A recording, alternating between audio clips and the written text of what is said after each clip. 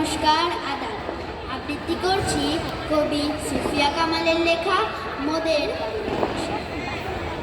মোদের দেশের সরল মানুষ, কামার কুমার জেলে চাষা, তাদের তরে সহজ হবে মোদের বাংলা ভাষা।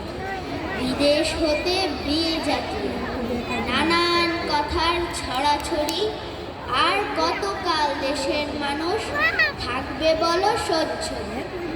যারা আছেন সামনে আজও গুণী জ্ঞানী মনীষীরা, আমার দেশের সব মানুষের এই বেদন বুঝুন।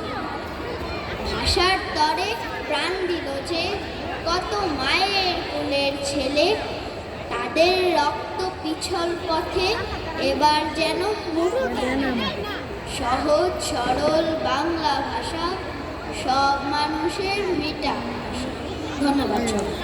ধন্যবাদ।